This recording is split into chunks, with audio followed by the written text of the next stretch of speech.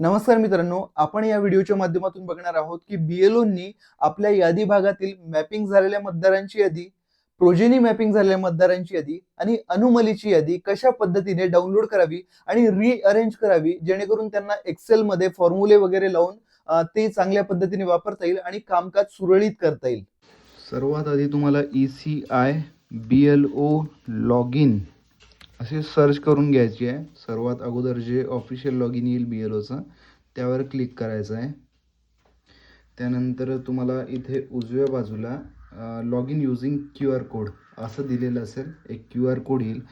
तुमचा BLO app तुम्हाला सुरू करायचा आहे आणि सर्वात खाली log in on ECI net इथे स्कॅन QR कोडवर क्लिक केलं की इकडे तुम्हाला स्कॅन करायचं. स्कॅन केल्याबरोबर तुमचं इकडे लॉग इन झालेलं आहे. तुम्ही बघू शकता प्री SIR इलेक्टर मॅपिंग.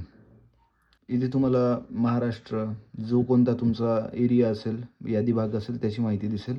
तर इथे तुम्हाला प्री SIR मॅपिंग विथ एनोमलीजवर क्लिक करायचं आहे. त्यानंतर तुमच्या पुढे तुमचा यादी भाग वगैरे सगळं येईल.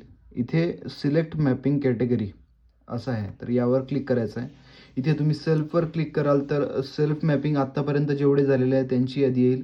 इकडे खाली तुम्ही बघू शकता. फक्त सबमिट करायचं आहे तुम्हाला. सबमिट केल्याबरोबर खाली पूर्ण यादी येईल. एकूण किती एंट्रीज आहे हे तुम्हाला इथे दिसेल. आता इथे बघू शकता 326 जणांची मॅपिंग झालेली होती, म्हणून तेवढा आकडा इथे आलेला आहे. त्यानंतर इथे सेल्फ मॅपिंग झालं. नंतर इथे प्रोजेनी मॅपिंग बघूया आपण. प्रोजेनी किती जणांचं सबमिट केलं आपण. त्यानंतर खाली बघितलं, इथे बघा 382 लोकांचं प्रोजेनी झालेले आहे. आणि अनोमली बघूया इकडे की किती आहे. सबमिट केलं. इकडे जवळपास 87 लोकांचं अनोमली आहे. ठीक आहे, अशा पद्धतीने करायचं आहे. तर सर्वात आधी आपण सेल्फ मॅपिंग कशी करायची ते बघून घेऊ. डाउनलोड लिस्ट आलेली आहे यादी. तर इथे फक्त 25 जणांची बघा, इकडे बघू शकता. इकडे 25 जणांची यादी आलेली आहे. आपल्याला एका वेळेला 100 जणांची यादी पाहायची. ते 100वर क्लिक करून घ्या. आता एका वेळेला स्क्रीनवर 100 आपण बघू शकतो. मग तुम्हाला हे सगळं सिलेक्ट करून घ्यायचं आहे. हा डेटा जो आहे हा खालीपर्यंत आपण सिलेक्ट केला, इथपर्यंत कॉपी केला. ठीक आहे. त्यानंतर एक्सेल शीट ओपन करायची आहे एक आपली नवीन. आपल्या यादी भागातील 100 लोकांचा आत्ता आपण फक्त काउंट घेतला होता. तसाच पुन्हा 100ची लिस्ट, पुन्हा 100ची लिस्ट, तुमचे जेवढे मॅपिंग झालेले असेल त्या सर्वांची लिस्ट इथे कॉपी करून पेस्ट करून घ्यायची. सर्व मॅपिंग झालेल्या मतदारांचा डेटा कॉपी करून घ्यायचा आणि हा डेटा आपण ChatGPTला द्यायचा. इथे आपण पेस्ट करून घेऊया ChatGPTला. इथे आपण इन्स्ट्रक्शन द्यायचे की rearrange the data and make it available in Excel.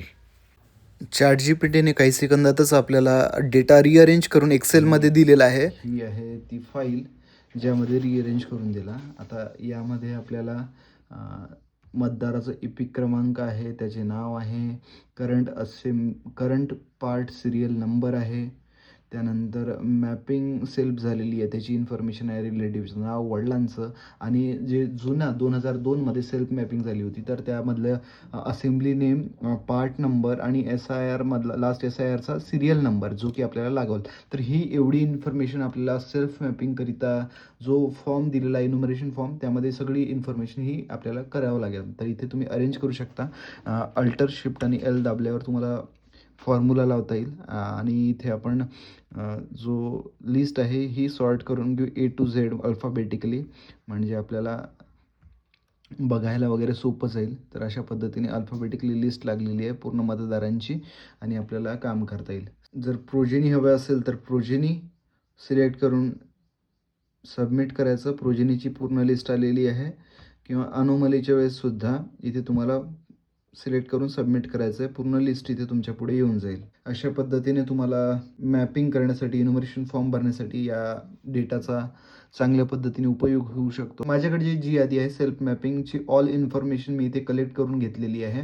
या PDF फाईलमध्ये तुम्ही बघू शकता मी सेल्फ मॅप मतदारांची यादी केलेली आहे, ज्यामध्ये माझ्याकडे त्यांची नाव, सध्याच्या इलेक्शनच्या यादीमधील नाव आहे, पार्ट नंबर, आणि सेल्फ मॅपिंग केल्यामुळे मग त्यांचं स्वतःचंच नाव, इन्फॉर्मेशन कोणत्या यादी भाग क्रमांकामध्ये होते, पार्ट नंबर आणि सिरियल नंबर कोणता होता. म्हणजे आपल्याला फॉर्म भरायला थोडं सोपं जाईल, की ऑलरेडी आपण फॉर्म भरून ठेवून द्यायचे आणि त्यानंतर त्यांना मतदारांची फक्त सही घ्यायचं काम राहते.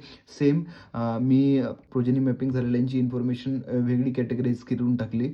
यामध्ये आता तुम्ही बघू शकता की जेवढ्या लोकांची सेल्फ प्रोजेनी मॅपिंग झालेली आहे, इथे तुम्ही बघू शकता त्यांचं इपिक क्रमांक, त्यांचे नाव, तर यामधील कोणता अनुक्रमांक आहे, प्रोजेनी मॅपिंग झालेली आहे त्याची माहिती, त्यांचे रिलेटिव्हचं नाव आणि इथे त्यांची 2002ची माहिती जी त्यांनी आपल्याला दिली होती मॅपिंगच्या वेळेला. त्यामध्ये असेंब्ली कोणती, पार्ट नंबर कोणता 2002चा आणि त्यांचं जो इन्फॉर्मेशन दिलेली आहे रिलेटिव्हची हे त्यांची माहिती राहील.